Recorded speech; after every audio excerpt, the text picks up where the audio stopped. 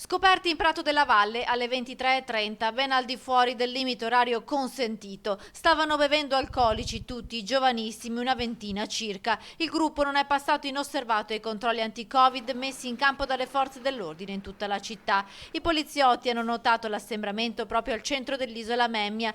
I ragazzi, alla vista delle auto della polizia, hanno reagito e 5 di loro hanno aggredito gli agenti del reparto prevenzione crimine. Hanno perpetrato una condotta violenta e di forte resistenza e opposizione all'operato di almeno 4 agenti che hanno dovuto ricorrere alle cure del pronto soccorso. Gli agenti sono finiti in ospedale, sono stati aggrediti con pugni al volto. Uno dei ragazzi ha preso un poliziotto alle gambe, un altro invece ha tentato di strappare loro la mascherina. Alla fine i 5 violenti sono stati bloccati e arrestati per violenza e resistenza a pubblico ufficiale. Uno di loro è stato anche denunciato per tentata rapina perché ha tentato di rubare la pistola ad un agente. In manette sono finiti 3 ecuadoregni di 23, 25 e 28 anni, una ragazza italiana di 19 anni e un 27enne albanese. Tutti i 20 giovani sono stati anche multati per la norma anti-assembramenti con sanzioni da 400 euro ciascuno.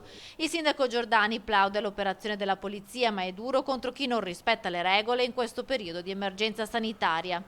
Ne hanno stati 4-5 se non sbaglio, troppo pochi per quel che mi riguarda, perché io non sono un giustizialista, ma non è possibile, sono tutti ragazzi giovani, minorenni, dove sono le famiglie, è facile scaricare sempre sulla società, ma dobbiamo dare anche una responsabilità alle famiglie che devono controllare i propri figli.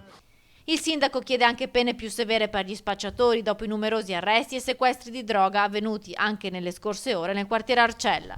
Per combattere lo spaccio, perché io non voglio accusare nessuno, ma veramente per le forze dell'ordine e per i magistrati penso che sia anche poco motivante. Loro continuano a lavorare in continuazione, sia forze dell'ordine che i magistrati, e non vi è fatto niente. Cioè entrano e escono, sembra un hotel.